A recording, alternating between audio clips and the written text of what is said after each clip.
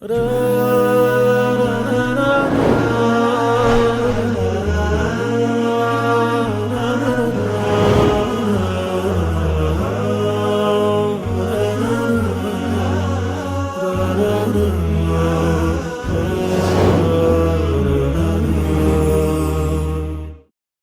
أسم አለብኝ እና በረመዳን ኦክሲጅን መውሰድ እችላለሁ ወይ ይላል።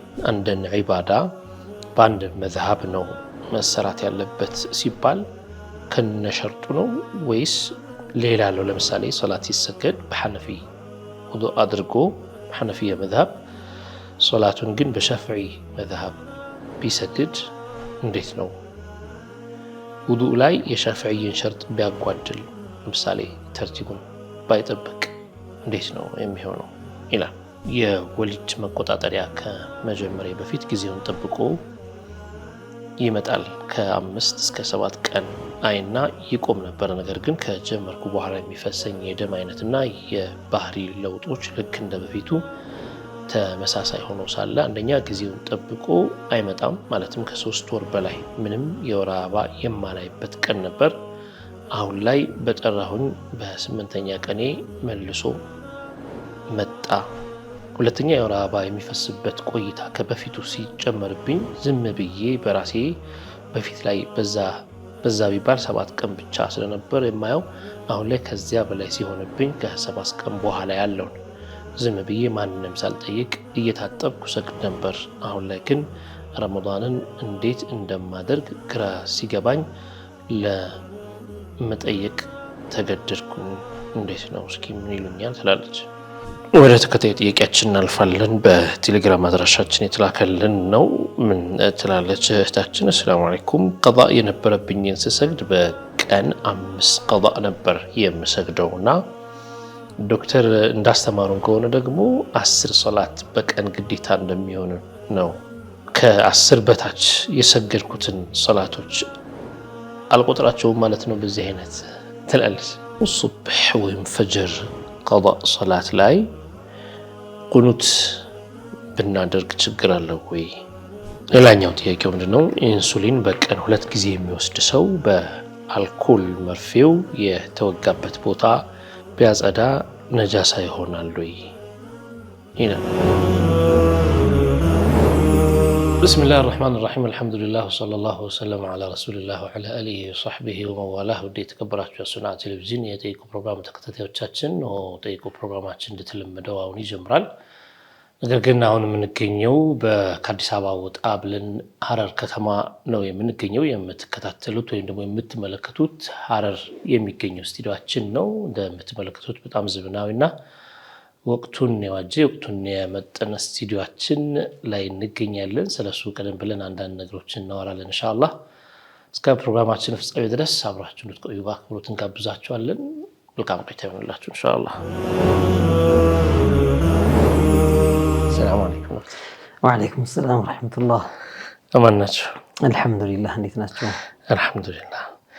ያው እንግዲህ ለአድማጭ ተመልካቾቻችን ቀደም ብዬ ስለ ስቱዲዮአችን ነግሬያቸው ነበረ። ሙፋጃ ወይም ደግሞ ሰርፕራይዝ እንደሚሆንባቸው ተስፋ አድርጋለሁ። ምክንያቱም ያው የምንገኘው አዲስ ስቱዲዮ ላይ ነው። ዶክተር እንደው እስኪ ተመልካቾች ሊጠይቁ ይችላሉ። እስኪ ትንሽ ከዛ ብንጀምር ብዬ ነው። ቢስሚላሂ ራህማኒ ራሂም አልሐምዱሊላሂ ረቢል ዓለሚን ወሰላቱ ወሰላሙ ዐላ ሰይዲና ሙሐመድ ወዐላ አሊሂ ወሰሕቢሂ ጠይቢን ጣሂሪን። በመጀመሪያ አልሐምዱሊላህ አላሁ ተዓላ ለዚህ ስኬት ላበቃን ጌታ ምስጋና ይገባው። ያው ሱና ቲቪ ዛሬ 5 ዓመት ገደማ ለስርጭት ሲበቃ ያንን ለማድረግ ያው ስቱዲዮ ተከራይተን እቃዎችን አሟልተን ለዚያ የሚያስፈልጉ ቁሳቁሶችን አሟልተን ይህንን እውነተኛ መንሃጅ የነብዩን ሰለላሁ ዐለይሂ ወሰለም መንገድ የሳቸውን ዐቂዳ አህሉ ሱና ወል ጀማዓ ያሉበትን መስመር በየቤቱ ለማዳረስ ሰዎች መስጂድ መተው መድረሳ መተው መማር የሚከብዳቸው ማይችሉ አንዳንዴም ያልጋ ቁራኛ ሆነው ሊሆን ይችላል። በሌላም በኩል ደግሞ መተው መማር ማይችሉበት የኑሮ ሁኔታ ላይ ሆነው ሊሆን ይችላል። በስራ በመወጠር ኑሯቸው ከእጅ ወደ አፍ ሆነም ሊሆን ይችላሉ። ስራቸው ቀኑ ሙሉ ሆኖ ቤት ሲገቡ ብቻ ቴሌቪዥን ከፍተው መከታተል ለሚችሉ ይሄ ዒልም እንዳይቀርባቸው በያሉበት እንዲደርስ በተለይ ደግሞ በዘመኑ ብዙ ፈሳዶች ስለበዙና የተለያዩ ቴሌቪዥኖች የተሳሳቱ መስመሮችን የተሳሳቱ አቃኢዶችን የሚያሰራጩበት ጊዜ ስለነበር እኛ ይህንን ኡማ እንዴት ነው መታደግ ያለብን ከዘመኑ ጋር እንዴት እንሄዳለን ብለን አልሐምዱሊላህ የሱና ቴሌቪዥን ተከፍቶ አንድ ብለን ጀመርን። አስታውሳለሁ የዓረፋ ዒዱል አድሓ ቀን ነበረ ፕሮግራሙ የጀመረው። አልሐምዱሊላህ እንዲህ እያለ አመታት ተቆጠሩ። አላህ ሽቶት አቅማችንን እንደገና እያደራጀን በአሕባቦቻችን በወንድሞቻችን እገዛ በሙሒቦች የእውነት ደጋፊዎች ይሄ የቲፎዞ ጉዳይ ሳይሆን ተሐዙብ ሳይሆን ይሁን የፓርቲ የመሳሰሉ ነገር ሳይሆን የሚተላለፈው ዒልሙ አህሊ ሱና ወል ጀማዓ ነው በሚል ከጎናችን በቆሙ ደጋፊዎቻችን አጋዦቻችን መቀነታቸውን እየፈቱ ከሚሰጡን እናቶች እህቶች መዋጮና እገዛ አልሐምዱሊላህ ስራችን እያሰፋን አድማሱ እየሰፋ መሄድ ጀመረ።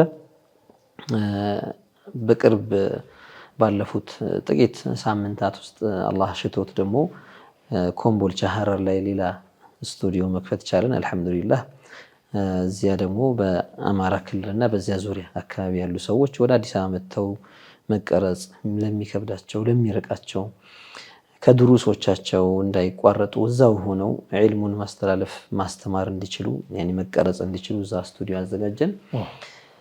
ዛሬ ደግሞ አልሐምዱሊላህ አላህ አሳክቶት በሐረር ከተማ በሼኻችን ረሂመሁላህ ከተማ ታሪካዊ ለዲኑ በጣም ትልቅ ስራ ይሰራች ለሐበሻ ኢስላም ትልቅ አበርክቶ ያላት ሐረር የኡመራዎች ሀገር የአሚሮች ማለት ነው። ትልልቅ ዲንን ያስፋፉ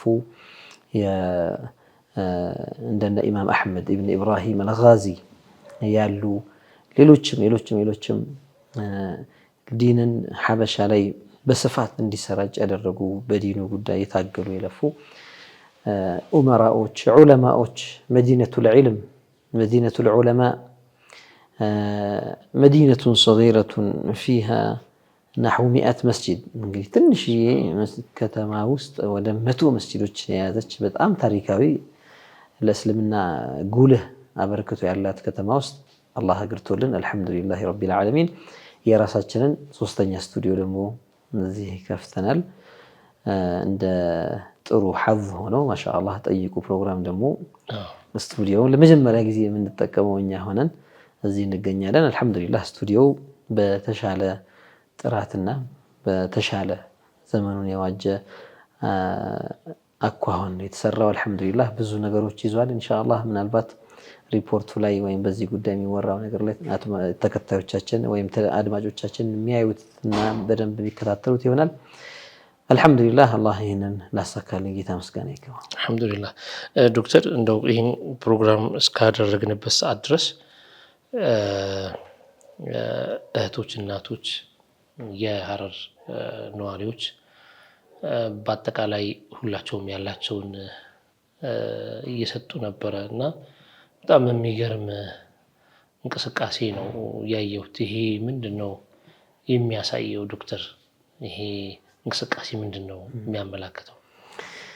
ማሻአላህ በነገራችን ላይ እኔ ራሴ እኛ አስበነው የመጣነው ፕሮግራም ባይሆንም በራሳቸው ተነሳሽነት ይሄ ቴሌቪዥን አሱና ለኡማው በተለያዩ ቋንቋዎች በተለይ የኛን ቴሌቪዥን ለየት የሚያደርገው በአማርኛ የሚቀርቡ ፕሮግራሞች አሉ፣ በኦሮምኛ የሚቀርቡ ፕሮግራሞች አሉ፣ በትግርኛ፣ በሐረርኛ፣ በሐላብኛ፣ በስልጥኛ፣ በአፋርኛ፣ በሶማሊኛ እነዚህ የተለያዩ ቋንቋዎችን አንዳንዴ በሮጣንያ በእነዚህ ሀገራችን ውስጥ ብዙ አድማጮች ወይም ደግሞ ተመልካቾች አላቸው ብለን የምንቆጥራቸው ቋንቋዎችን በእነዚህ ፕሮግራሞችን ድሩሶችን የሚያስተላልፍ ቴሌቪዥን ስለሆነ በየቦታው በየአካባቢው የሆነ ክልል የሚገድበው ሳይሆን ወይም ቋንቋ የሚገድበው ሳይሆን ሁሉም ቦታ መድረስ የሚችል አልፎ የአረብኛ ፕሮግራሞችንም አልፎ የሚያቀርብ የተወሰነው ጊዜ ሐታ በፈረንሳይኛ ቋንቋ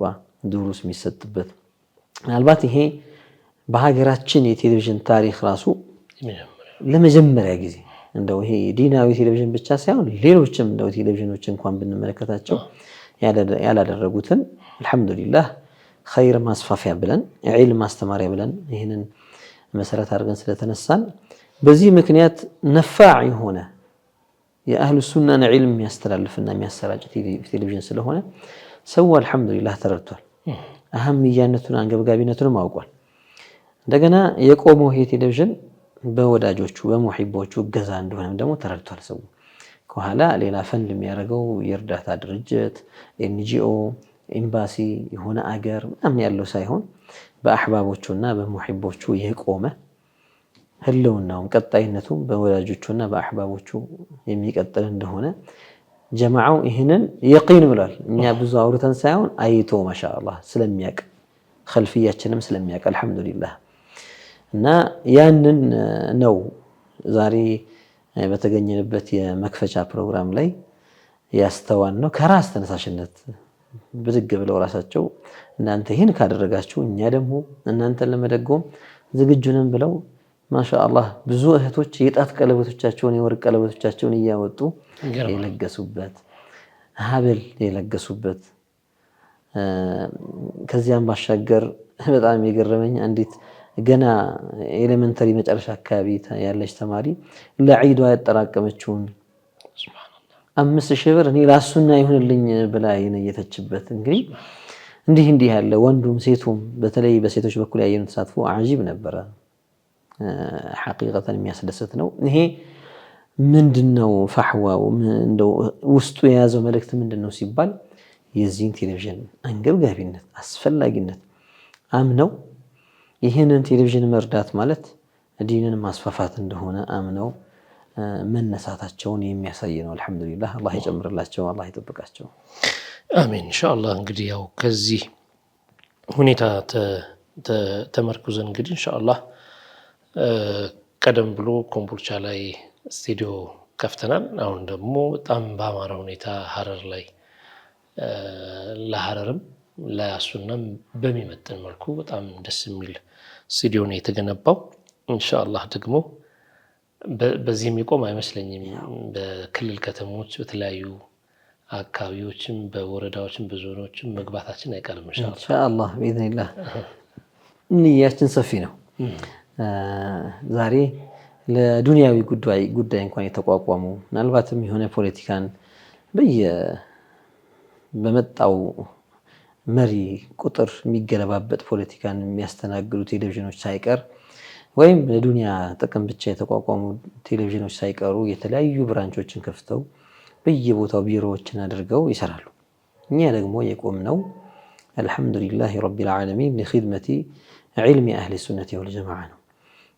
ዒልሙ አህሊ ሱና ለመኸደም ጊዜው በየመዳሪሱ ሄዶ ከማስተማር ባሻገር በየቤቱ ለመግባት ደግሞ ይህንን የሚዲያ አውታር መጠቀም ግድ የሆነበት ወሳኝ የሆነበት ጊዜ ላይ ስላለን ይህን ተጠቅመን ዲኑን መኸደም ዒልሙን መኸደም መጠበቅ ዒልሙ ላይ የሚወረወሩን ቀስቶች መመከትና መከላከል ዒልሙን ለማበላሸት የሚጣረን ጥረት መከላከል ዲኑን መጠበቅ ዒልሙን እንዳይበረዝ እንዳይደፈርስ መጠበቅ ዓላማችን አድርገን የተነሳንበት ጉዳይ ስለሆነ ይሄ ትልቅ ዓላማ እስከሆነ ድረስ ዑለማዎቻችን መሻይኾቻችን በየአቅራቢያቸው የሚገኙ የመቅረጫ ጣቢያዎች ስቱዲዮዎች ወይም ቅርንጫፎች እየሄዱ ይህንን ዒልማቸውን ለኡማው እንዲያካፍሉ ማመቻቸት ወሳኝና አስፈላጊ ነገር ነው።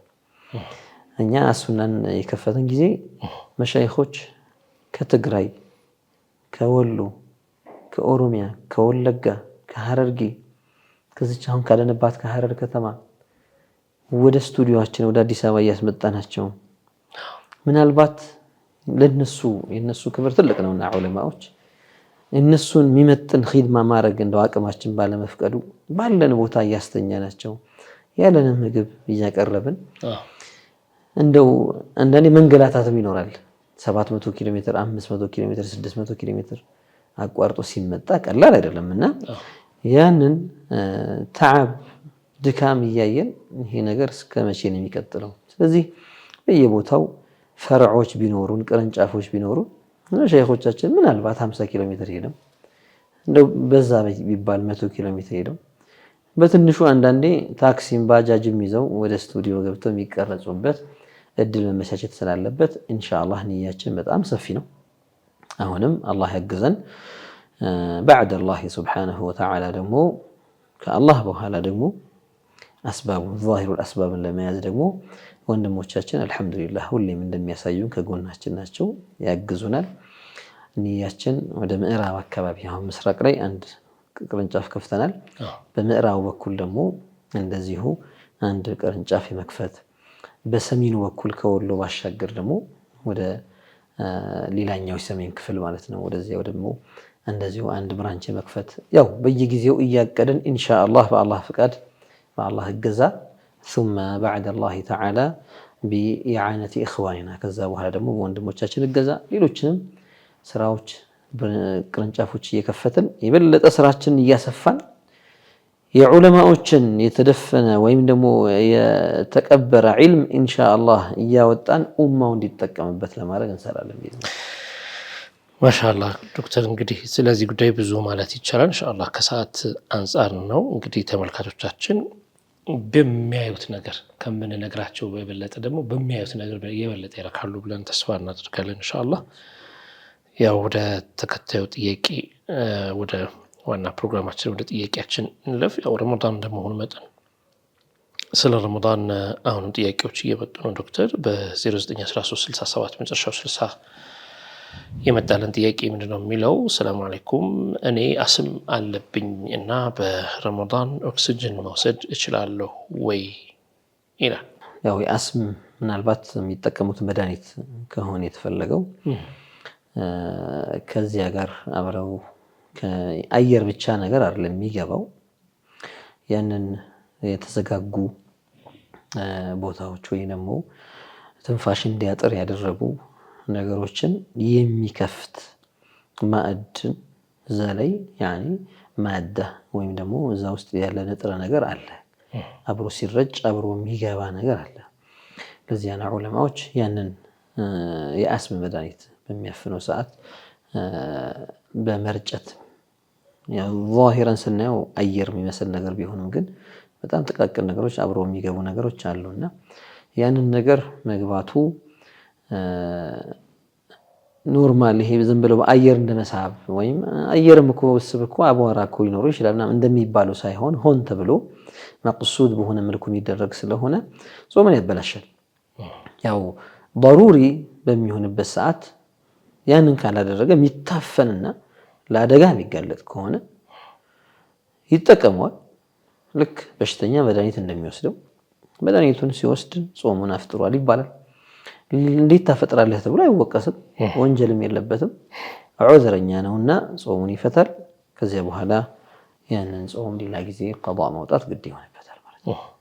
መርሐባ ወደ ተከታዩ ጥያቄ ስናልፍ በ090466 መጨረሻው 78 የተላከልን ጥያቄ እናገኛለን። አንድን ዒባዳ በአንድ መዝሀብ ነው መሰራት ያለበት ሲባል ከነሸርጡ ነው ወይስ ሌላ አለው? ለምሳሌ ሶላት ሲሰገድ በሐነፊ ውዱእ አድርጎ በሐነፊያ መዝሀብ ሶላቱን ግን በሸፍዒ መዝሀብ ቢሰግድ እንዴት ነው? ውዱእ ላይ የሸፍዒን ሸርጥ ቢያጓድል ለምሳሌ ተርቲቡን ባይጠብቅ እንዴት ነው የሚሆነው ይላል። በخلط بين المذاهب ወይም ተልፊቅ بين المذاهب ምንለው የተለያዩ መዝሀቦችን አንድ ላይ አድርጎ መስራት በሚለው ጉዳይ ላይ ከዚህ በፊትም ብዙ አውርተናል። ምናልባት አንድ ነገር ላይ ብቻ ለማተኮር አንድን መዝሀብ ከሌላ መዝሀብ ጋር ቀላቅሎ መስራት የሚቻልባቸው ሁኔታዎች አሉ፣ የማይቻልባቸው ሁኔታዎች አሉ። የሚቻልባቸው ሁኔታዎች ያ መዝሀብን የተከተልነው በአንድ ጉዳይ ከሆነ በዚያ ጉዳይ ላይ ሳንቀላቅል ሙሉ ለሙሉ መዝሀቡን ይዘን ልንሰራበት እንችላለን። ከሱ ሌላ ባለው ጉዳይ ደግሞ በሌላ መዝሀብ ልንሰራ እንችላለን፣ ምንም እንኳን አንዱ ሌላውን እየተከተለ የሚሄድ ቢሆንም። ለምሳሌ እንደ ውዱእና እንደ ሶላት፣ ውዱእ አንድ ጉዳይ ነው፣ ሶላት አንድ ጉዳይ ነው።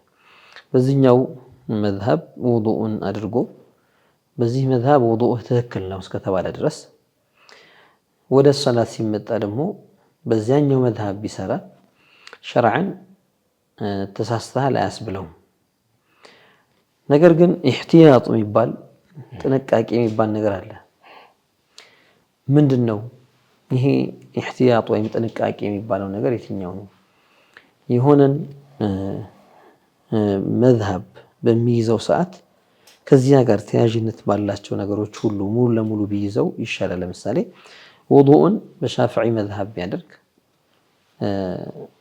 ሶላቱንም በሻፊዒ መዝሀብ ሶሒህ በሚሆንበት መልኩ ቢያደርገው፣ አሊያም እኔ በሐነፊ መዝሀብ መስገድ ፈልጋለሁ ካለ ውዱእ የሚያደርግበት ሰዓት በሐነፊ መዝሀብ ውዱእ ትክክል ነው በሚባልበት መልኩ ማድረጉ ይሻላል።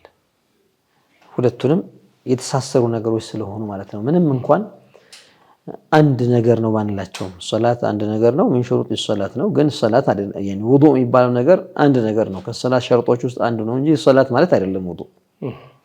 ሶላት ምንለው ደግሞ ራሱን የቻለ ስራ ነው። ምንም እንኳን ከቅድመ ሁኔታዎቹ መካከል አንዱ ጧሃራ ወይም ውዱእ ቢሆንም ማለት ነው። ለየብቻ ስለሆነ የራሱን ችሎ መሄድ ቢችልም ነገር ግን ከሸክ ለመውጣት ብዙ ጊዜ ወስዋስ የሚመታው ሰው እንዲህ ሲያደርግ ነው።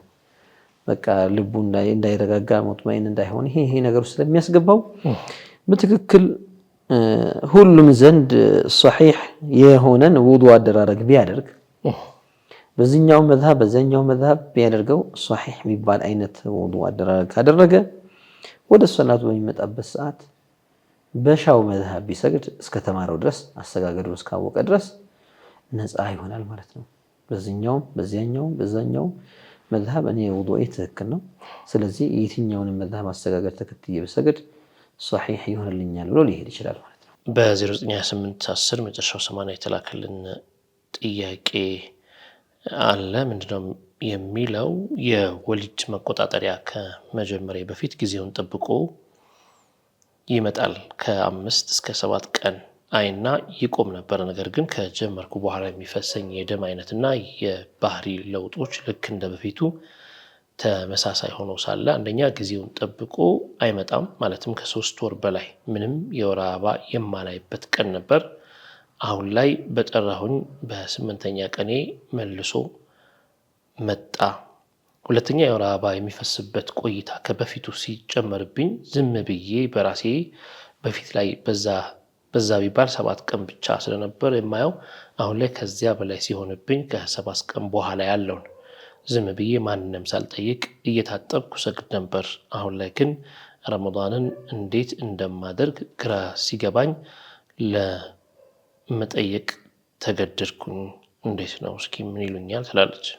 በመጀመሪያ የሐይድ መሳኢሎች ሰፊና ብዙ ናቸው። ፍሩዓቸው ወይም ደግሞ ዝርዝራቸው ብዙ ነው። እንደ ሰው ሁኔታ ይለያይ ይችላል። ስለዚህ በራሷ በቃ የለመድኩ 7 ቀን ነበር እንዴ ስለዚህ እኔ ከዛ በኋላ እየታጠብኩ ይሰግዳለሁ የሚለው አካሄድ ትክክለኛ አካሄድ አይደለም። ማንኛውም ሴት ሐይዷ ላይ መዛባት ስታይ ከተለመደው ለወጥ ያለ ነገር ሲመጣ መጠየቅ መቻል አለባት። ያው ከዚያ በፊት የተማረች የተዘጋጀች የተለያዩ የሐይድ መሳኢሎችን በተለይ መሰረታዊ ነገሮችን ቀዋዒዶችን ተምራ የያዘች ከሆነች የተማረችውን ተተገብረዋለች። በሚለዋወጥበት ሰዓት እሷም ከዚያ ጋር የሚለያዩ አህካሞችን እየለየች የኔ ሁኔታ ከዚህኛው ጋር ማች የሚገጥም ነው እያለች ትወስዳለች። ስለዚህ የሐይድ መሳኢሎችን ሴቶች መማር አለባቸው። እቺ ጥሩ አጋጣሚ ነች ይሄን ነገር ለማስታወስ። ሴቶች እንደ ወንዶች አይደሉም። ያኔ ወንዶች በብዙ ነገር ቀለል ያሉ ነገሮች አሏቸው። ሐይድ ኒፋስ ምናምን የሚባል ነገር ወንድ ላይ የለም። ደሙል ሐይድ ማ ከተበሁ ላሁ ዐላ በናቲ አደም ነው። ሴት ልጅ ላይ ነው ይሄን ነገር የሚሆነው። ሁኔታዎች ሲቀያየሩ፣ የሰውነት ባህሪ ሲቀየር፣ ህመም ሲመጣ፣ የወሊድ መከላከያ ስትወስድ ወይም በሌላም ጉዳት ሰውነቷ ላይ ጉዳት ሲኖር፣ ለአደጋ ስትጋለጥ፣ በተለያዩ ምክንያቶች የወር አበባ መዛባት ነገሮች ያጋጥማሉና ቢያንስ ዋና ነገሮችን ለመማር ጊዜ መስጠት አለባት። ከዚያ ባሻገር ከተማረችው ለየት ያለ ነገር ከመጣ ደግሞ መጠየቅ መቻል አለባት። አሁን ወደ እህታችን ጥያቄ እንሄድና መደበኛው አካሄድ ከ5 እስከ 7 ቀን ነበረ። ከዚያ በኋላ ግን የወሊድ መከላከያ ስትወስድ እንዲያውም ሳይመጣ ቆየ። 3 ወር አካባቢ ሳይመጣ ቆይቶ እንደገና ተመልሶ ሲመጣ ደግሞ ዓዳዋ ተቀየረ፣ ልምዷ ተለወጠ። መቆም በነበረበት ጊዜ ሳይቆም ዝም ብሎ ገፋ። እንግዲያውስ እንደዛ ከሆነ ሐይድ የሚባለው ነገር ትንሹ በሻፊዒ መዝሀብ 24 ሰዓት ነው፣ አንድ ቀን አንድ ሌሊት። በጣም ከረዘመ 15 ቀን ድረስ ነው። ምንም እንኳን ሌሎች 10 ቀን ነው አቅሰል ሐይድ ብለው ቢሉ ያው የራሱን የቻለ መዝሀብ አለው ይሄ ጉዳይ። በመዝሀባቸው ዝርዝር ተፍሲል ይኖራል። በሻፊዒ መዝሀብ እንሂድና 15 ቀን በሚለው ከሄድን እስከ 15 ቀን ድረስ ልትጠብቀው ግድ ይላታል እንጂ በራሷ በቃ እኔ ልማዴ 8 ቀን ነበር ወይም 7 ቀን ነበር አሁን ታጥቤ ልጀምር ሶላቴ ማለት አትችልም። ሐራም ይሆንባታል። ስለዚህ ማድረግ ያለባት ነገር እስከ 15 ቀን ድረስ ከቆመ እያለች መጠበቅ ነው። 15 ቀን ሙሉ ለሙሉ ከጨረሰች በኋላ ከጀመረችበት ጀምሮ ሙሉ 15 ቀን በሚሞላበት ሁኔታ ደሙ ካለ እናያለን። ከዛ በኋላ ቆመ ወይስ አልቆመ? ከቆመ ሙሉውን ሐይድ ብላ ትወስደዋለች። ካልቆመና 15ኛውን ቀን የሚያልፍ ከሆነ ከዚያ በኋላ ሶላት አታቆምም። እሷ ሐይድ የመሆን እድል የለውም። ከዚያ በኋላ ያለው ደም እስከ 15 ቀን የምትጠብቀው ሐይድ የመሆን የወር አበባ የመሆን እድል ስላለው ነው። 7 ቢሆንም ዓዳዋ 8 ሆኖ ሊቆም ይችላል፣ ትጠብቃለች፣ አልቆመም። 9 ሆኖ ሊቆም ይችላል፣ ጠበቀችው፣ ቀጠለ። እንዲህ ያለች እስከ 15 ቀን። ከ15 ቀን ሲያልፍ ግን ከዚህ በኋላ ሐይድ የመሆን እድል የለውም። ስለዚህ ታጥባ ሶላት የምትጀምረው ጾም የምትጀምረው ያኔ ነው። በረመዳንም በዚህ ሰዓት እንዲህ አይነት ነገር የሚያጋጥማቸው ሴቶች ያንን ነው የሚያደርጉት። ያው ዞሮ ይህ ነገር ለመጀመሪያ ጊዜ ሲዛባ ነው። ምናልባትም ደሙ ዝም ብሎ እየቀጠለ ወሩን ሞልቶ ከዚያም ቀጥሎ እንደገና ሁለተኛውን የወር አበባ ዑደት የሚቀጥል ከሆነ ሁለተኛው ዑደት ላይ ግን የልምዷን ያክል ተጠብቀውና ከዚያ በኋላ ታጥባ ነው የምትጀምረው። ለምን ተያይዞ ደሙ ቀጥሏል። መጀመሪያ ላይ እስከ 15 ቀን ትጠብቃለች፣ ግድ ነው። ለምን ይቆማል በሚል ግምት። ደሙ ግን ዝም ብሎ ገፋና ወሩን ሞላው፣ ቀጣዩም ወር እንደገና ሐይድ ጀመረ። ይሄ ከሆነ ቀጣዩ ወር ላይ ልክ የልምዷን የሚጀምርበትን ጊዜ ስለምታውቀው ከዚያ ጊዜ ጀምሮ እስከ 7 ቀንም ሆነ 8 ቀን ልምዷን ያክል ከሆነ ተጠብቀውና ደሙ ቢኖርም ታጥባ ተጀምራለች። ለምን የኢስቲሓዳ ነው የሚል ነገር ከመጀመሪያ ወር ትምህርት ስለወሰደች ማለት ነው። ይህንን ታደርጋለች። የመጀመሪያ ወር ላይ ግን ብድግ ብላ ታጥባ መጀመር አትችልም። ስለዚህ ሶላትንም ቢሆን ታቆማለች፣ ጾሟንም ታቆማለች። ሁለተኛ ወር ላይ ግን ተያይዞ ቀጥሎ ደሙ እንዳለ ሙሉ ወር ሞልቶ ቀጣዩ ወር ሲመጣ ቀጣዩ ወር የልምዷን ያክል ከጠበቀችው በኋላ ታጥባ ሶላቷን ትጀምራለች። ምናልባት በዚያ መሃል ላይ ቢቆም 15 ቀን ሳይሞላው ከቆመ ሙሉ ይሄን ያክል የቆየበት ጊዜ ወይም 15 ቀን ሳያልፍ ከቆመ ይሄን ያክል ጊዜ እንዳለ ሐይድ ነው ብላ ትወስደዋለች። ከሷ የሚጠበቀው ነገር ግን 15 ቀን ሳይሞላ የልምዷን ያክል ከሄደች በኋላ ሶላትም ጾም የምትጀምረው ቀጣይ ወር ላይ ነው እንጂ ለመጀመሪያ ጊዜ ሲዛባ አይደለምና على كل حال ይሄ መሳኢል ብዙ ተፍሪዓቶች አሉት፣ ብዙ ዝርዝር ነገሮች አሉት። ያው ልክ እንደ እህታችን መጠየቅ የሚፈልጉ ሰዎች ይሄን ያክል መጣ፣ ይሄን ያክል ቆመ እያሉ በዝርዝር ከጠየቁ ኢንሻአላህ ለጥያቄዎቻቸው መልስ ያገኛሉ። መርሐባ ተመልካቾቻችን፣ የተከታተላችሁ የምትገኙት ጠይቁ ፕሮግራማችንን ነው። ከሐረር ከተማ ስቱዲዮአችን ነው እያስተላለፍን የምንገኘው። ከሀብታ ቆይታ በኋላ ተመልሰን መጣና የቀሩ ጥያቄዎቻችሁን አብረን እንከታተላለን። ርቃችሁ አትሂዱ፣ ጠብቁን፣ እንመለሳለን ኢንሻአላህ።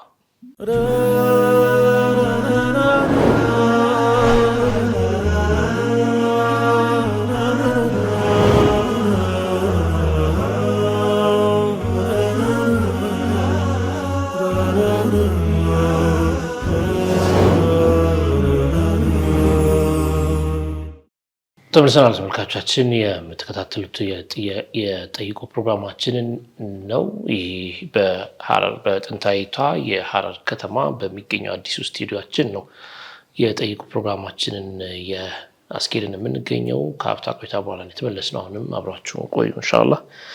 ዶክተር ከእረፍት በፊት ስለ ሐይራ ውስጥ የገባች ሴትን በተመለከተ ስለሷ እያነሳን ነበረ። ዶክተር አንዳንዶቹ ከ15 ቀን በኋላም ሐይድ አይደለም ለማለት ለራሱ እንቸገራለን የሚሉ አሉ። ምክንያቱም ከዛ በፊት የነበረውን የደሙን አይነት ሐይድ መቼም የተለየ ነው ከሌላው ደምና ጥቁረቱ ምኑ ራሱን ነው የሚመስለው የሚሉ አሉ። ዶክተር ከ15 ቀን ካለፈ በኋላ ለራሱ መልኩን አይቀየርም ራሱ ነው እንዴት ነው የሚሉ አሉ። ችግር የለውም አሁን በዚህ በአየነው በየመጀመሪያው ወር ከሆነ ከ15 ቀን በኋላ ምንም ይሁን መልኩ ጥቁርም ይሁን ሐይድን ደም ቢያሳይም እስቲሐዳ ነው የምንለው ማለት ነው። የደም መለዋወጥ ወይም ደግሞ አንድ አይነት መሆን ምናልባት ሴት ልጅን ወደ ልምዷ ለመመለስ ወይም ደግሞ ሙመይዛ ነች ደሟ ላይ ያለ መለዋወጥ አለና ይሄኛው ሐይድ ነው ያኛው ደግሞ እስቲሐዳ ነው ለማለት የሚጠቅምበት ሁኔታ አለ። አንዳንድ ጊዜ ግን ምንም አይነት የደም መለዋወጥ ሳይመጣ በአንድ አይነት የሚገፋ ከሆነ ደሟ ያንኑ ቃዒዳ ያንኑ መመሪያ ነው ተግባራዊ የምታደርገው። ያኒ ወሩን ሙሉ አንድ አይነት ደም ሊፈሳት ይችላል፣ የሐይድ የሚመስል ደም። እቺ ሴት ምን ታደርጋለች? ይሄ ደም መልኩ፣ ሽታው፣ ውፍረቱ፣ ቅጥነቱ የሐይድ የሚመስል ነውና በቃ ሙሉ ወሩ እንዳለ ሐይድ ነው ማለት አይቻልም። ምክንያቱም በእስቲቅሷእ በተተቡዕ በክትትል الإمام الشافعي رحمه الله የሴት ልጅ ሐይድ የፈለገ ቢገፋ 15 ቀን እንደማያልፍ ትልቁ 15 ቀን ነው ብለዋል። ሌሎች አይማዎች ቅድም እንዳልኩት 10 ቀን ነው ይሩማሉ። ያም ዞሮ በተተቡዕ ነው በክትትል ነው። ስለዚህ ደሙ አንድ አይነት ነውና ወሩን ሙሉ ሐይድን በለው አይባልም ማለት ነው። እንዲህ አይነት ደም የምታይ ሴት ደሟ ላይ ምንም አይነት ልዩነት ሳይመጣ አንድ አይነት ሆኖ የሚፈሳት ሴት ገይሩ ሙመይዛ ትባላለች። ደሟ ላይ ያለ ልዩነትን የለምና ልዩነት የሌለው ማለት ነው። መለየት ያልቻለች ወይም ደግሞ ያለየች ያው ልዩነት ኖሮት ስላልመጣ አንድ አይነት ወይ ቀጭን የሆነ ደም ሆኖ ቀይ የሆነ ደም ሆኖ ይፈሳል። አንዳንዴ ደግሞ ጥቁር የሆነ ወፈር ያለ ደም ሆኖ ሙሉን ጊዜ ሊሄድ ይችላልና ምናልባት የተለያየ ሆኖ አንዳንዴ ቀውይ ምንለው ደም ሌላ ጊዜ ደግሞ ضعيف ምንለው ደም ከመጣ ይህንን ተምይዝ ብለን ወይም ደግሞ የመለያ ምክንያት ነው ብለን እንቆጥረውና እሱን ይቻላል። ደግሞ መስአላ አለ ሙስተሐዳ ምንላቸው ወይም ሐይዳቸው የወር አበባቸው ከ15 ቀን ያለፈባቸው ሴቶች አይነተ ብዙ ናቸው። ዑለማዎቹ በሰባት መሳኢሎች ይጨምቋቸዋል። ከነዚያ ውስጥ ከፊሎቹ ደማቸው ላይ ያለ ልዩነትን የሚያዩ ናቸው። ከልዩነቱ ባሻገር ደግሞ የሆኑ ሸርጦች የሚጠቀሱ ሸርጦች አሉ። ጠንካራው ደም ከአንድ ቀንና ከአንድ ሌሊት ማነስ የለበትም። እንደገና ደግሞ ከ15 ቀን መብለጥ የለበትም። ደካማው ደም ደግሞ ከ15 ቀን ማነስ የለበትም ብለው ይለያሉ። ደካማውን እስቲሐዳ ነው ለማለት የበሽታ ደም ወይም ምንለው ደሙ ፈሳድ ምንለው፣ ጠንካራውን ደም ደግሞ ሐይድ ነው ለማለት ነው። ለምን ሐይድ ትንሹ የወር አበባ ጊዜ አንድ ሌሊትና አንድ ቀን ስለሆነ 24 ሰዓት ጊዜ ስለሆነ ሐይድ ነው ብለን ምን ፈርድበትን ደም ከአንድ ቀንና ከአንድ ሌሊት ያነሰ መሆን የለበትም። ትንሹ የየውም ወለይላ ስለሆነ እንደገና ከ15 ቀን መብለጥም ደግሞ የለበትም ትልቁ 15 ቀን ስለሆነ። ስለዚህ እንዲህ አይነት ደማቸው ላይ ልዩነት የሚያዩ ጠንካራውን ይሄ ሐይድ ነው ብላ ለመወሰን፣ ደካማውን ደግሞ ይሄ እስቲሐዳ ነው ብላ ለመወሰን የሐይድ ሸርጥ ጠንካራው ላይ መታየት መቻል አለበት። أقله يوم وليلة وأكثره 15 يوما የሚለው ማለት ነው። ደካማውን ደግሞ ሐይድ አይደለም ለማለት እሱም ሸርጥ አለው። ሐይድ አይደለም ማለት ትርጉሙ ምንድነው? በሌላ አገላለጽ ጡህር ነው እንደማለት ነው። የንጽህና ጊዜ እንደማለት ነው። أقل الطهر بين الحيضتين 15 يوما ነው ደግሞ በሁለት ሐይዶች መካከል ያለ የንጽህና ጊዜ አነስተኛው የንጽህና ጊዜ 15 ቀን መሆን አለበት። ሐይድ መጣ የተወሰነ ቀን ቆየ አይሄደ ከዚያ በኋላ የንጽህና ጊዜ መጣ ሌላኛው የሚመጣውን ደም ይሄ ሐይድ ነው እንድንለው ቀጣዩን ደም ሐይድ ለማለት በሁለቱ መካከል 15 ቀን ጊዜ መኖር አለበት በትንሹ ማለት ነው። ስለዚህ ደካማውን ጦህር ነው ስንል يعني استحاضة ነው ስንል ጦህር ነው ማለታችን ነው። የንጽህና ጊዜ ነው ማለት ነው። የሐይድ ከሐይድ ጊዜ ውጪ ልንል ነውና በትንሹ 15 ቀን መሙላት አለበት።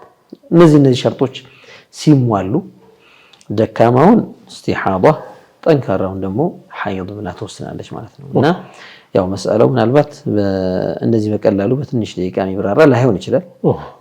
ሁሉም እንደ መስአለው እንዳጋጠሙ ማንኛውም ሴት የሚያጋጥማትን ነገር በዝርዝር ትጠይቅና መልስ ታገኛለች ኢንሻአላህ። መርሐባ። ከዚህ የምንረዳው ዶክተር አሁን እንደምታዩት አብዛኛው ሴት ማለት ይቻላል የወሊድ መቆጣጠሪያ የሚወስድ ነው። ይሄ ማለት የደማቸው ሁኔታ አኪድ ሊዛባ ይችላል ማለት ነው።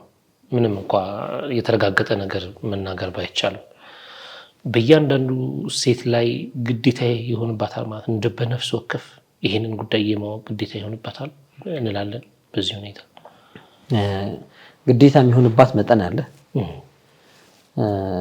ከሚያጋጥማት ነገር አንፃር የሐይድን አቀሉ الحيض ምን ያህል ነው፣ አክሰሩ ምን ያህል ነው፣ ትንሹና ረዘም ያለ ጊዜ ቆየ ከተባለ ጋሊቡ ምን ያህል ነው። እንደዚህ ከዚህ ሐይድ ስትሆን ምን ነገር መከልከል አለባት፣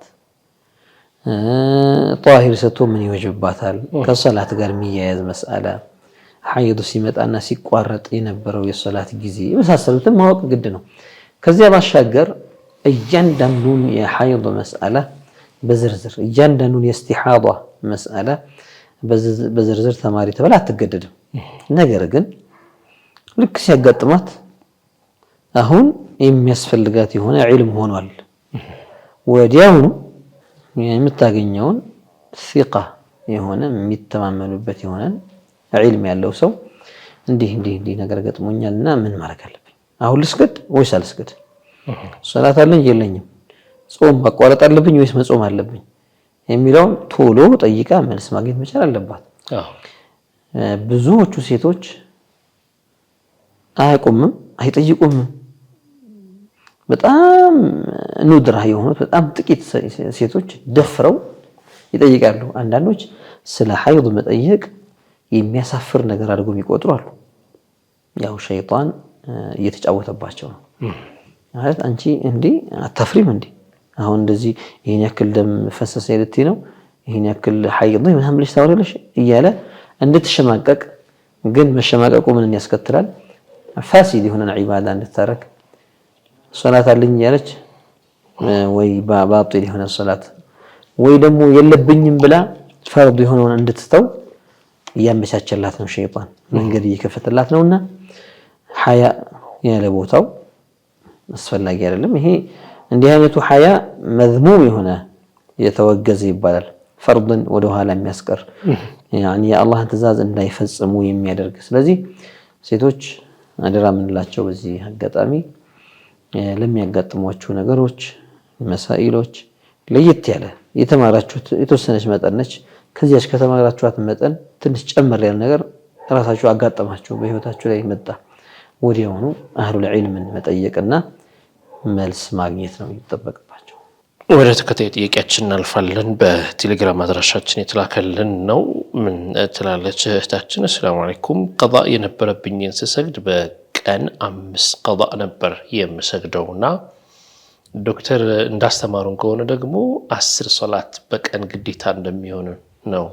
ከ10 በታች የሰገድኩትን ሶላቶች አልቆጥራቸውም ማለት ነው በዚህ አይነት ትላለች። የሰገደቻቸውን ሰግዳቸዋለች። ቀዳ ብላ እስከሰገደች ድረስ ታስቦላታል። አንድ የምትሰግድ ታስበዋል፣ 2 ሶላት የምትሰግድ።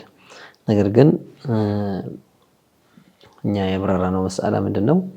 አንድ ሰው ብዙ ሶላዋቶች ካሉበት ከወንጀል እንዲድን على قول بعض العلماء كفيل የማሊኪያ መዝሀብ ዑለማዎች ያሉት ምንድነው? لابد أن يقضي صلاة يومين في يوم የሁለት ቀን ሶላት በየቀኑ በአንድ ቀን የሁለት ቀን ሶላት ቀዷ መውጣት አለበት حتى يسلم من الإثم ከወንጀል እንዲድን ብለዋል። ምንም እንኳን ሼኻችንም ሼኽ አብዱላህ አልሐበሺ ረሒመሁላህ ሌሎችም ዑለማዎች ይህኛውን ራጂሕ አያረጉትም። ይህንን ጠንካራ የሆነ ቀውል ነው አይሉም። ምንድን ነው የሚሉት?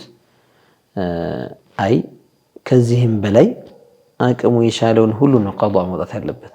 በሌላ ነገር ሳይሻገር ሱና ነገሮችን ትቶ ፈርድ የሆነው ይሄ ነውና ከዋና ዋና ጉዳዮች ከከስቡ ያኔ መሰረታዊ ለልጆቹ የሚያበላበት ራሱን ከልመና የሚጠበቅበት ሚስቱን ወጪዎች የሚሸፍንበትን የሥራ ጊዜ ከሱ የተረፈውን ቀዷኢል ሐዋኢጅ ሐጃዎችን መፈጸም የሚያስፈልገውን ጊዜ ከጨረሰ በኋላ ፈርድ ከሰገደ በኋላ ቁጭ ሲል አሁን መስገድ እስከቻለ ድረስ ተዝለፍልፎ ስራ ወደከሞት ወደቀውን ሰውዬ አይደለም ተጎትተህ በገመድ ቁም አንለውም። መቼም ኢነማ መስገድ እስከቻለ ድረስ ግን ያንን ነገር ማድረግ አለበት። በቀን የ3 ቀን ሶላት ቀዷ ያውጣ፣ የ10 ቀን ሶላት ቀዷ ያውጣ እንደ ሁኔታው እና ያቀሙን ያክል ቀዷ ያውጣ በቃ እስከቻለው ድረስ ይህንን ነው የምንለው ነው ቢሉት። ነገር ግን ይሄ ቀውል ዓሊም ሚን ዑለማኢ አህሊ ሱና ሚን ዑለማኢ ሰለፍ ከትልቁ ከመጀመሪያዎቹ ዑለማዎች ያለው አለ የ2 ቀን ሶላት ቀዷ መውጣት አለበት። ይህንን መቼም ሰዎች ተሳንፈውን ለሙሉ ከሚተውት በዚህ ቢሰሩ ይፈለጋል። አልአቀል እንደው ሰውየው በውስጡ ወስነው እኔ ቀዷኢን መውጣት አለብኝ ለተሳንፊ ከምቶ የ2 ቀናንም ላወጣ ካለ ይስራበት። እኛ ተውጂህ የምናደርገው ከዚያም በላይ እስከቻለ ድረስ ያደርግ የሚለውንም ሆነው ማለት ነው። ስለዚህ ጠያቂያችን ከዚህ በፊት ስለተሰገደው ሶላት የአንድ ቀንም እንደገና ደግሞ በቀን 2 ሶላት 3 ሶላትም ቢሆን ቀዷ ያወጡ የነበሩት ያ ታስቧል፣ የተሰገዱት ተሰግደዋል። ካሁን በኋላ ግን አለል አቀል በዚህኛው ዓሊም እንኳን ቀውል ለመሄድ የ2 ቀን ሶላት ቀዷ ማውጣት ነው። ደግሞ ቀላል ነው። በነገራችን ላይ ከአንጀት ካለቀሱ የሚባል ነገር አለ። ሰው የሆነ ነገር ትኩረት ካደረገበት አንዳንዴ እኮ ነዳጅ ለመቅዳት እኮ ምን ያህል ረጅም ሰዓት ይሰለፋል ቆሞ። ለሌላም ነገር ረጅም ጊዜ ይጠብቃል። ጉዳይ ስለሚለው ስለሚፈልገው ይጠብቃል። ፀሐይ ላይ የሚቆም አለ፣ ተሰልፎ ጉዳዩን ለማስፈጸም የሚጥር አለ። ይህም ዋና ጉዳያችን ነው ብለን ካሰብ ነው አንድ ሶላትን ሰግድ ሰዎች ቀብልያና ባዕድያ የሚሰግዱ ከሆነ ዙሁር ለምሳሌ ቀብልያውን ትተን እኛ አንድ ዙሁር ቀዷ እናወጣለን። ፈርዱን ከጀማዓ ጋር ከሰገድን በኋላ ደግሞ ባዕድያውን ትተን አንድ ዙሁር ቀዷ እናወጣለን። 2 ሆነ በትንሹ ማለት ነው። ዓስር ላይ ሲመጣ ባዕድያ የለም፣ ነገር ግን ቀዷ ስለሆነ ችግር የለም። ሐታ ከዋናው ሶላት ከፈርዱ በኋላ ኢላ ቀዷ ቢያወጣም እንኳን በፊትም ቀብልያ ሲሰግዱ እሱ ቀዷውን ዋናውን ወቅቱን ከሰገደ በኋላ ደግሞ እንደገና ቀዷ ቢያወጣ አልፎ መግሪብ ላይም ዒሻ ላይም ፈጅር ላይም እንደዛ ቢያደርግ በቀላሉ መጨረስ ይችላል። እንዲህ እያለ ይህችን እንኳን ግዴታ ሊወጣ ይችላል አላ ቀውሊ ባዕድ ዑለማ። ግን ከልቡ ሲያስብበት ነው።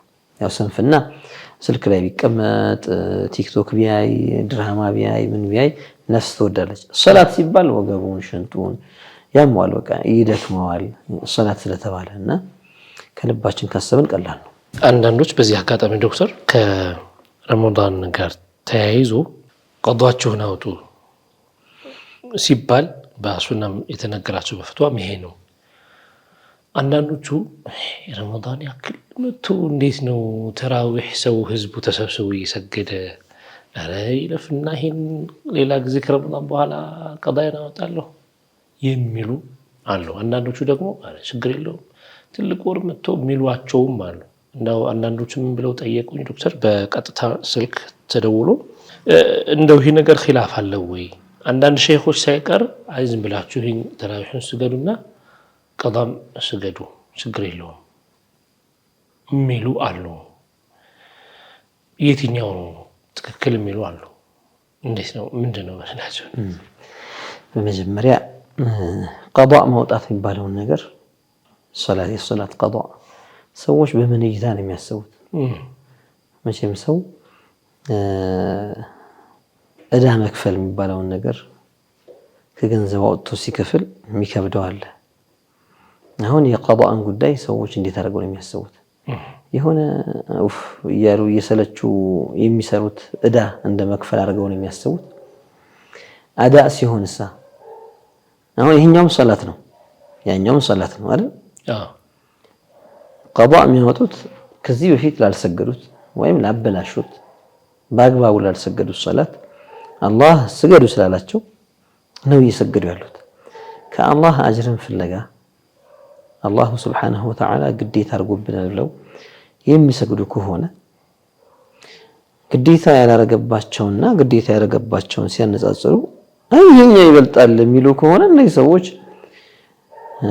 አላህ ባስቀመጠልን መመሪያ ነብዩ ሰለላሁ ዐለይሂ ወሰለም በነገሩን መመሪያ የሚሄዱ ሰዎች ሳይሆኑ ስሜት የሚያሸንፋቸው እንደውም አላህ ይጠብቀን ምናልባትም ሪያ ወይም ደግሞ እዩልኝ ወይ ስሙልኝ እዛ ቦታ ጋር መሰለፌን ቁጠሩልኝ የሚል አይነት ልክ ለቅሶ ቤት የግድ ፊት አይተን ምናምን እንምጣ እንደሚባለው እስኪ ፊታችንን አስገርፈን እንምጣ እንደሚባለው ይህም ወይም አይቀር ልክ ሰዎች ግር ያሉበት ቦታ ግሬ ማለት ማይል ዝንባሌ ካልሆነ በስተቀር እውነት የአላህን ትእዛዝ ለመፈጸም ነው መስገደው።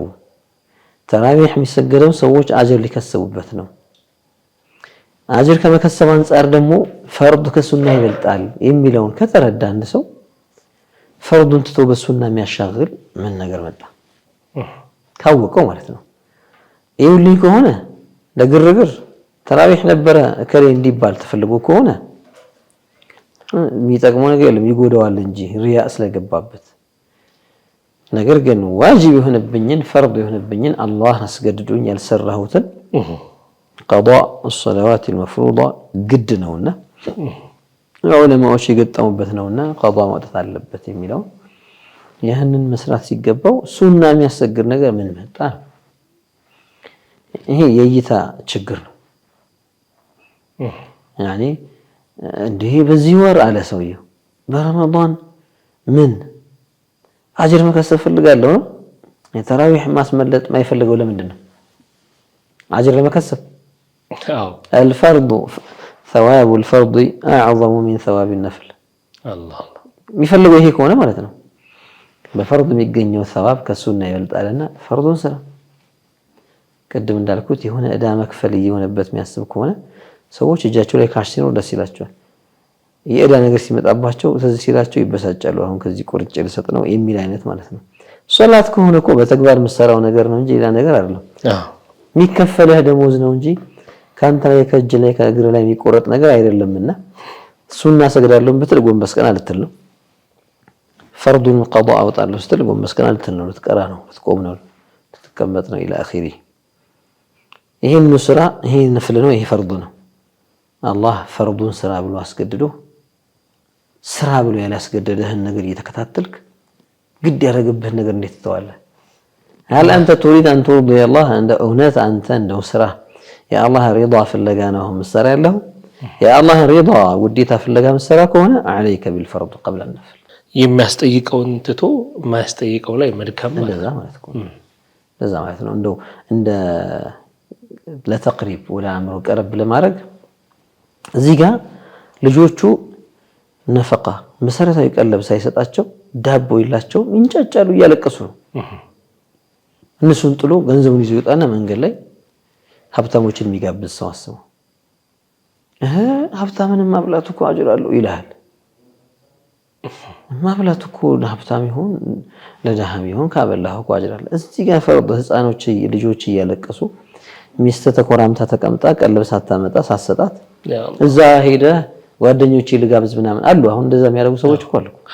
ሆቴል ለሆቴል ይሄዱ እሺ ከዳር እስከ ዳር የሚጋብዙ ማለት ከዛ ከበሩ አንስተው ምናምን የሚሉ ሱብሃንአላህ። እነዚህ እንዲህ አይነት ሰዎች አሉ።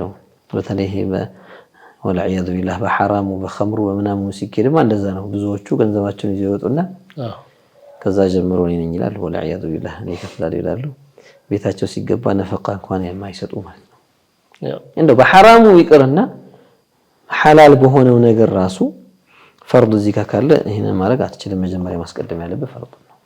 ቀጣዩ ጥያቄው ምንድነው የሚለው ሱብህ ወይም ፈጅር ቀዷእ ሶላት ላይ ቁኑት ብናደርግ ችግር አለው ወይ? ቀዷእ ሶላት አሰጋገዱ ልክ እንደ አዳእ ሶላት ነው። ያኒ ቁኑት ያላቸው ሶላቶች ከሆኑ ለሱብህ ሶላት ቀዷም ስናወጣ ቁኑት አብረን እናደርጋለን። ያኒ ከይፍያው ማፈጻጸሙ አተገባበሩ እንደ አዳኡ ነው። ኢላ ምናልባት የሚለያዩበት ሁኔታ ጀህርይና ሲርይ የምንለው ድምጻችንን ጮክ ብለን የምንቀራበትና ድምጻችንን ዝግ የምናደርግበት ያው ዑለማ በይነ ዑለማ ኺላፍ ቢኖርም የትኛውን የምናየው ወቅቱል ቀዷእ የምናየው ወይስ ደግሞ ያቺ የሶላቷን አይነት ነው የምናየው በሚለው ኺላፍ ቢኖርም ወቅቱል ቀዷእ የምናየው ከተባለ ሲርያውን በሌይል ቀዷእ ካወጣው ጀህር ያደርግ፣ ጀህርያውን ይሄ ድምፅን ከፍ አድርገን የምንቀራበትን በቀን ካወጣው ሲር አድርገው ይቅራ ከሚለው ከዚህ ልዩነት مع وجود الخلاف بين العلماء በዚህ ጉዳይ ከመኖሩ ጋር ግን ሌሎቹ ከይፍያዎችና ሌሎቹ ሀይአዎች ግን አዳእ ላይ የምናደርገውን ቀዷእ ላይ የምናደርጋቸው። ሌላኛው ጥያቄው ምንድነው? ኢንሱሊን በቀን 2 ጊዜ የሚወስድ ሰው በአልኮል መርፌው የተወጋበት ቦታ ቢያጸዳ ነጃሳ ይሆናል ወይ ይላል። ያው አልኮል የሚባለው ነገር ቁስል ማጠቢያ ወይ ደግሞ ሐኪሞች መርፌ ከመውጋታቸው ፊት ቦታውን ከተለያዩ ነገሮች የሚያጸዱበት ጠርገው ቦታው ላይ ከመውጋታቸው ፊት የሚጠቀሙት እንደ አልኮልነት ካየነው ነጂስ ነው። አልኮል ሩሑል ኸምር ነው ይባላል። የኸምር ዋናው ቁዋው እንደማለት ነው ኃይሉ። ነጃሳነቱ ይታወቃል። ምንም እንኳን ከዚህ ፊት በነበሩ ብዙ ጥያቄዎች ነበሩ ከእጅ ማጽጃ መሳሪያ በተለይ በኮሮና ጊዜ በዚያን ጊዜ ሰዎች የሚጠቀሙባቸው መድኃኒቶች ነበሩና አልኮል ያላቸው ናቸው። በዚያን ጊዜ ብዙ ሰዎች ጥያቄ ይጠይቃሉ። ምን ይሻለናል? ኪሳችን ውስጥ ይዘን እንዞራለን፣ ሶላት ውስጥም ስንገባ እንደገና ሰው ያን እየተለቀለቀ ሰው ከነካው በቃ ሲቀበልም ሲያደርግም ያንን እየነፋ እየቀባ ምናምን ነበርና ብዙ ጥያቄ ይነሳ ነበር። على كل حال بين المذاهب خلاف አለ። አልኮልን በተመለከተ ያው አልኮል የሚለው የኸምር ሩሑ ነው ከተባለ ዋናው ኃይሉ እሱ ነው ከተባለ ከኸምር የተወሰደ ነገር እስከሆነ ድረስ ኸምር ደግሞ ነጂስ ነውና አልኮልም ነጂስ ነው። ኸምር እሱ ራሱ ነው ከሱ የተወሰደ ነው ያሉ እንደ ሻፊዕያ የመሳሰሉ ዑለማዎች አሉ። ከፊል ደግሞ من علماء السلف የሆኑት እንደ ረቢዓ ኢብኑ አብድራህማን ረቢዓቱ الرأي ይባላሉ። من شيوخ مالك ናቸው። ከኢማም ማሊክ መሻይኾች መካከል አንዱ ናቸው። እኚህ ደግሞ ምንድነው የሚሉት? ኸምር አኪድ መጠጣቱ ሐራም ቢሆንም ግን ዛቱል ኸምር ግን ነጂሳ አንለውም ነው የሚሉት። ኸምር ራሱ ነጃሳ ግን አይደለም። ክልክል የሆነው ስለ ነጃሳነቱ ሳይሆን ሙገይር ስለሆነ አቅል የሚቀይር ስለሆነ ፈሳድ የሚያስከትል ስለሆነ ሌላም ነገር መዘዝ ስለሚያመጣ ሐራም ነው። ላሸክ የኸምር ሐራምነት بإجماع المسلمين ነው። معلوم من الدين بالضرورة ነው። ነገር ግን መንካቱ ግን የሚነጅስ ነገር አይደለም ብለው ያሉ አሉ። ይሄንን በሳቸው መዝሐብ ከተከሄደ በሳቸው ቀውል ከተከሄደ ያ ነገር ነጂስ አይደለም ማለት ነው። ስለዚህ በዚህኛው በኩል ይዞ መሄድ የፈለገ ሰው ቀውሉ እንዳለ በዚሁ አጋጣሚ ለመጠቆም እንፈልጋለን። ያው ይሄኛውም ይሁን ኸምር የሚደፋበት እንደንዴ ሰው ይረጭበት ይችላል። የማይሆን ቦታ ጋር ሄዶ ወይ ይደፋበት ይችላል። እንዲህ ነገር ሲያጋጥመው ሁለት መዝሐቦች አሉ። ላሸክ ነጂስ ነው ብሎ መራቁ ለሱ ይሻለዋል። ነጂስ ነው ብሎ ከተጠነቀቀው ረቢዓም ኢማም ማሊክ ዘንድም ሻፊዒ ዘንድም ሰላቱ ሷሂህ የሆነ ከነጃሳ ይጸዳ ተብሎ የሚቆጠርለት ይሆናል። አይደለም ብሎ ሲሄድ ደግሞ ከፊል ዑለማዎች የሰውየን ሶላት ባጢል ነው ሊሉ ነውና ከዚያ ይልቅ ሁሉም ዘንድ የኔ ሶላት ተቀባይነት ያለው ነው ተብሎ የሚፈረድበት ሁኔታን ተገብራለሁ ብሎ መስራት ይሻላል። መርሐባ ዶክተር፣ ከሰዓታችን አንፃር እዚህ ላይ እናቆማለን። ሌሎች ጥያቄዎች አሉ ኢንሻአላህ በቀጣይ እናቀርባቸዋለን። ነበረን ቆይታ ባረከላሁ። አሚን። የተከበራችሁና የተወዳጁ ተመልካቾቻችን የተከታተላችሁ የምትገኙት የጠይቁ ፕሮግራማችን ከጥንታዊቷ ከተማ ከሚገኘው የአሱና ስቱዲዮ ቅርንጫፋችን ያስተላለፍንላችሁን የጠይቁ ፕሮግራማችንን ነበረ።